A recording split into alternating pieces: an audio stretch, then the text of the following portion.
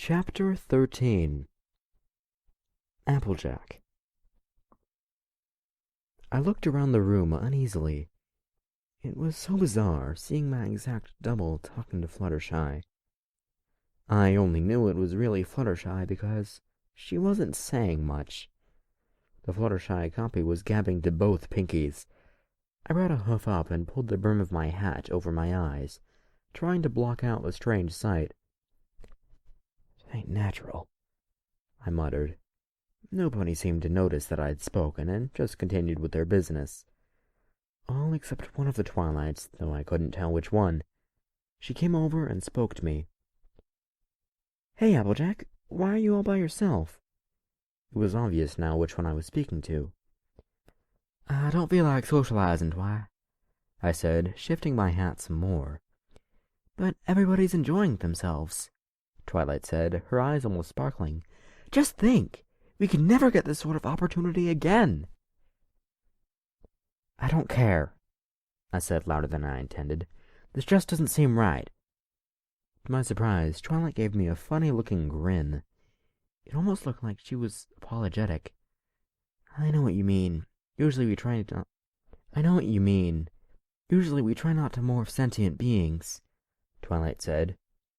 It took me a few moments to really register what she'd said, and I stared at her. I could feel my mouth drop open in shock. My gaze fell on her flank, and I could feel my expression fall further as I saw it was just plain purple. "Why'd you go and fool me like that?" I asked, in a mixture of annoyance and frustration.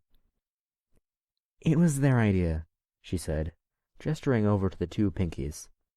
"Sorry." I tilted my hat further over my head and shifted myself away from Prince Jake. "Well, you didn't have to go along with it," I said, finding the wall much more interesting to look at for the time being. "Pinchy knee, earflop, eye twitch!" Pinky suddenly shouted. This time I made sure to check if it was really her. The room fell quiet as every pony turned to look at her. Pinky looked around, a look of wonderment on her face. "Well, why isn't any pony else worried?" she asked.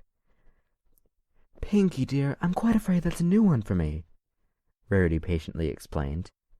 "Oh, right, 'cause it almost never happens. Some pony is spying on us through a window or open door," Pinky whispered. "How do you know that?" the other Pinky asked. "Because my Pinky sense told me," she replied with a smile. The other Pinky, Axe was it, looked at her with confusion. "Your species possesses the ability to detect whether you're being watched or not?" "No, silly, just me." I could see the Pinky copy make weird faces as she tried to understand Pinky. I sympathized with her to a degree. Pinky wasn't the easiest pony to understand at times. "Come on, let's go see who's watching us," Rainbow said, jumping up from her duplicate and rushing for the door. I quickly ran after her, anything to get away from these fake ponies. When we exited the library, I quickly scanned the area for the slightest clue, though it was difficult since the sun had already set. Rainbow tried flying high, but from the look on her face her luck fared no better. "Dang it, I think they got away," she said with a distinct edge in her voice. "Well, to be fair, we did waste a bit of time coming outside," Twilight said, walking next to me. I eyed her carefully, checking for her cutie mark. She looked back and frowned. "Relax, Applejack, it's really me this time." I nodded, but I didn't stop looking until I saw the familiar six-pointed star. "Sorry, Twi, just didn't want to look foolish again." She nodded with understanding. "I saw what happened, and while I agree it was wrong to trick you, don't you think you may have overreacted?" "Maybe I did, but I couldn't help it," I said, kicking at the ground. "I don't trust any of 'em one bit." Twilight was silent for a short while. "Applejack, Spike had a mind-controlling slug in his brain and tried to attack me. It was with Prince Jake's help that I figured out how to help Spike." Twilight paused, taking a deep breath. "I don't think they're bad." "But that don't mean they're good either." "Aw, come on, Applejack, give 'em a chance," Rainbow said, nudging my side. "Wait, you trust them now?" Twilight asked in shock, staring up at Rainbow. Rainbow let out a small laugh. No, but I do like their spirit, especially the one who copied me. Rainbow hovered vertically, punching the air with her hooves. I teach her how to actually fly, and maybe I'll finally have somebody who can give me a challenge. Both Twilight and I found ourselves laughing at her spunk. Well, I think we've spent enough time outside. Let's head back in, Twilight proposed. Nodding in agreement, the three of us headed back for the library. Twilight went in first, but I paused before following her. I stopped and turned around, staring down the darkened street. I could see a few lights from other houses, but otherwise it was impossible to see. Still, for a moment, I could have sworn I saw something moving. Brushing it off as a trick of the light, I headed inside. Very little had changed while we had stepped out. Both Pinkies were talking to each other, though Axe seemed to be growing more and more frustrated with every answer Pinky gave him. Her? I brought my hat down over my eyes again, mumbling in confusion.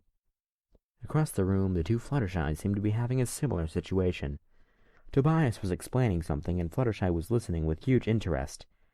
I could only make out a few words here and there. Something about hawks. I didn't bother to listen in, and made my way back to my corner. I couldn't have been standing in the corner for more than 5 minutes before I heard a timid voice ask, excuse me, Applejack? I turned to look at myself. What'd you want? I asked calmly. She inhaled slightly before continuing. I'd just like to say thanks for allowing me to acquire you, she said, almost shamefully. She then extended her hoof to me. We never introduced ourselves properly. My name is Cassie. I eyed her carefully. It was surreal, staring at myself, seeing everything that was the same, with only minor differences between us. I looked at her face, ignoring the lack of a hat, and was met with what would have been a friendly smile. But to me it was just shocking to see something I usually only see in the mirror looking back at me. My smile, my eyes, my freckles, all moving independently of what I was currently doing. This is weirding you out, isn't it? She asked. Slowly I nodded in reply, and she pulled her hoof away shamefully. I'm sorry, Applejack. I really do wish there was another way. The way she spoke caught my attention. I looked at her again, trying to ignore how wrong it felt to look at myself. I tried tricking myself into thinking I was staring at a totally different pony. I realize I haven't been the most trusting of ponies, but you have to admit this is a tad much to take in. She let out a small laugh, which sounded so bizarre to hear from any pony besides me. I know what you mean. Me and my friends reacted the same way when we learned of the situation ourselves. I thought for a moment.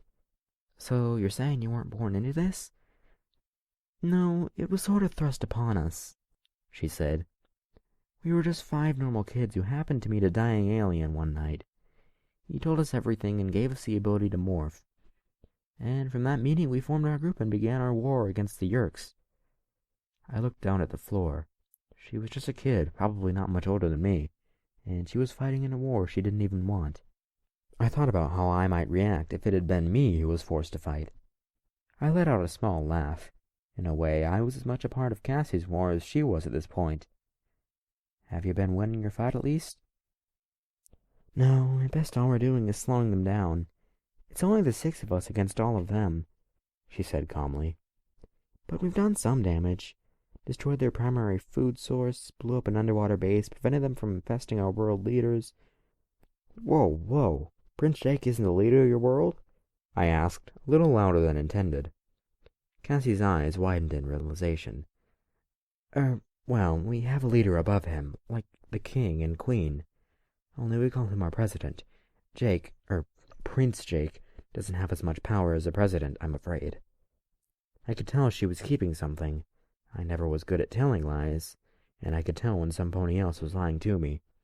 It was even easier since she looked like me, too. I see. So what is he in charge of?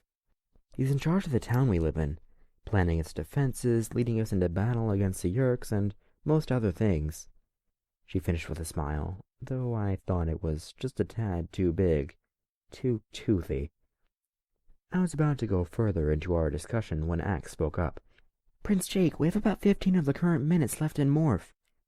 What does that mean? Twilight asked curiously. Prince Jake turned to look at her. Oh, right. We can only copy another creature for 2 hours. Any longer and we're stuck like that. Forever. The room's tone suddenly became a lot more somber. Oh, finally!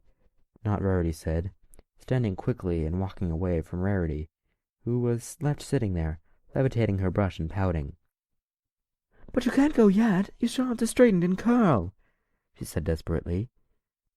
Don't worry, Rarity. You'll have plenty of time to make up for it, the other rainbow said, looking at their Rarity with a sly look.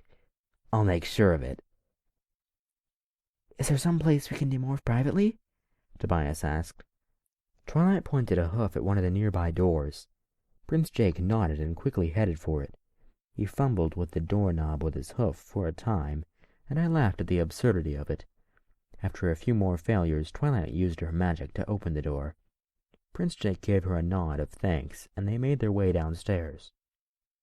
I waited until they were all gone before speaking up. I don't know, Twi. Are you really sure they're all trustworthy? Applejack, why would you ask something like that? Rarity asked. After what they've done to help Spike, and telling us about these horrid yerks, and from what they've said, that is taking a huge risk. Yeah, and besides, it's so much super-duper fun to meet new friends, Pinky shouted. I never thought I could ever play with myself, but now I have, and it was so much fun. I hope Axel me can cut me again. And speaking with Tobias has been interesting, Fluttershy said softly. You should really hear some of his stories of living as a hawk. The way he describes it is so amazing. I hope I can find a way to copy their copying power, Twilight said. Think of all the things we could learn about other animals. I could learn so much about Ursa Majors and dragons if I could figure out for myself. This swapping of stories and ideas continued for a few minutes, my original concern having been forgotten.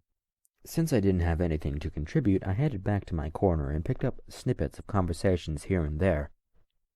After a while, the door opened and the 6 of them came back up in their natural states. I stared at them for a while. I hadn't realized how much taller than me they were. I had to look up just to see their faces. I had to smile as they all bent over to walk through the much smaller door, though the open space of the library was clearly a relief for them. How are we going to work out sleeping arrangements? Rachel asked. Twilight brought a hoof to her chin and pondered for a moment. We could have you all sleep on the main floor and in the basement while we sleep on the upper levels. The 6 of them looked at each other and then nodded in agreement. I'll find a branch to rest on, Tobias said. I still didn't like how their voices just popped into my head. I feel more comfortable outside anyways. Me and Cassie can take the basement, Rachel said. Then the matter is settled, Twilight said. Quickly, she trotted to one of her closets and brought out some spare pillows and blankets. I'm sorry I don't have any spare mattresses. That's all right, Prince Jake said. It's no worse than spending a few nights in that forest. Aw, you're all going to sleep? Pinky complained. But I want to play. It's been so long since our last sleepover, and now we've got more friends to have fun with. We never said that, Cassie said, leaning down to look at Pinky in the eye. What types of games were you thinking? Pinky grinned wide as she bounced in place. We need to tell ghost stories and bake marshmallows and have a pillow fight and do each other's mains and play truth or dare and... I think they get the point, Pinky, Twilight said. She stopped bouncing and let out a small giggle. Silly me. Of course they'd know about slumber party games. Who doesn't? A slumber party? Really? One of them muttered. I guessed it must have been Marco. Prince Jake turned around to glare at him, and Marco looked away. I'm confused. How can you prepare a party if everyone is asleep? Pinky gasped loudly, jumping up in the air. Actually, me, have you never had a slumber party before? Oh, this is terrible. We have to make this the best slumber party ever.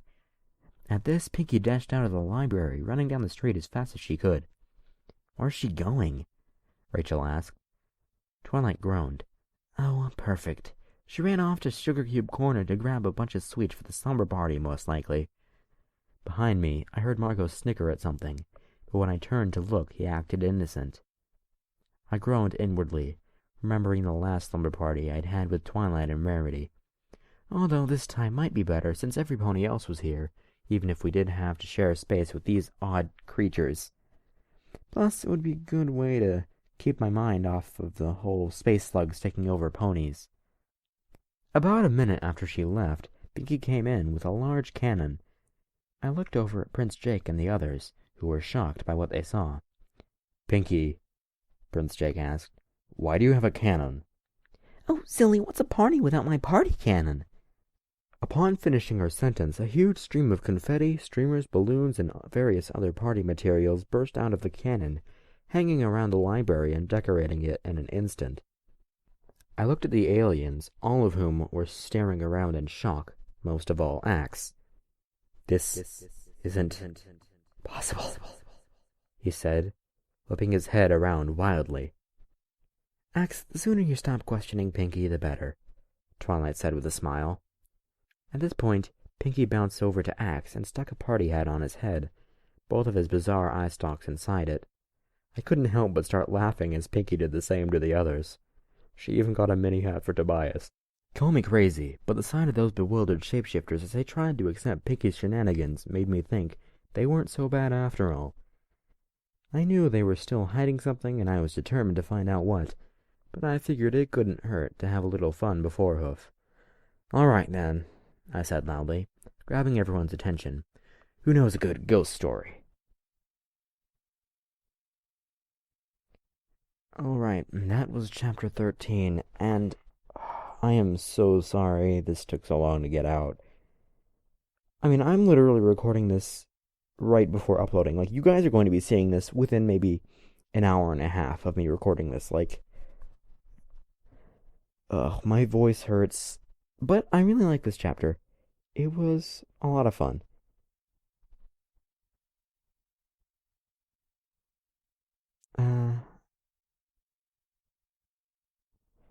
The way you guys described the scene where Applejack's looking at Cassie in her morph of Applejack, I really liked how you guys described that scene. And I really like how this chapter is kind of, well, it's kind of Applejack's accepting that they're probably not bad people. It's kind of her story of that. This chapter is really wraps it up, and I really wraps that part up.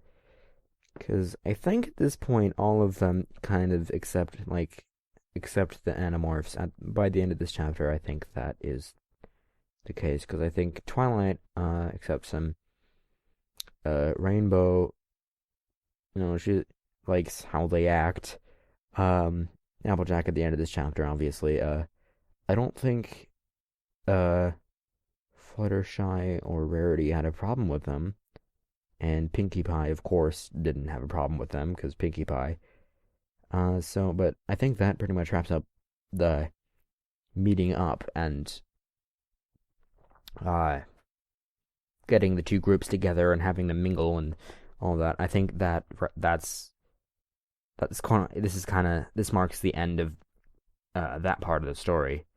And so now, they're gonna start going on, they're gonna start doing things, I think, after this chapter, in the world,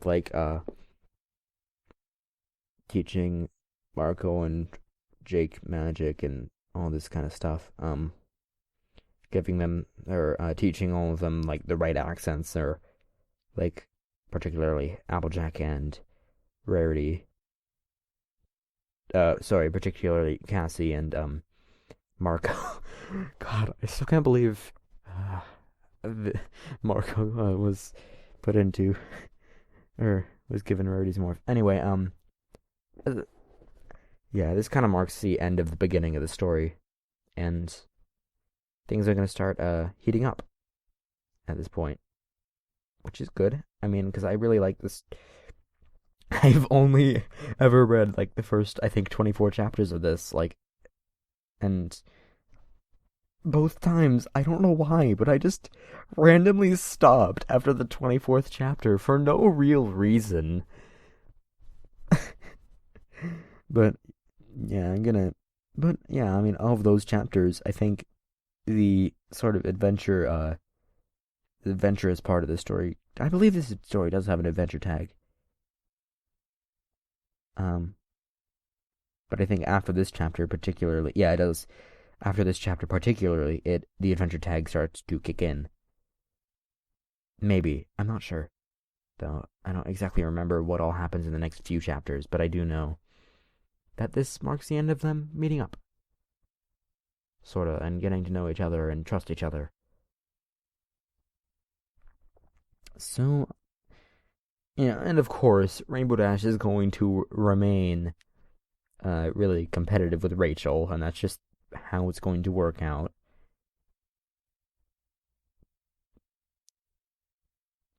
And Twilight is going to remain wanting to like learn about how their powers work and them in general. Axe is going to remain really annoyed by Pinkie Pie's antics, and well, I mean, I think I haven't I haven't read all the way through, and I can't wait to finish this story and see what the authors have in store. But yeah, I liked this chapter. It was good, but well, there's no but. See you guys next time. My voice hurts lots.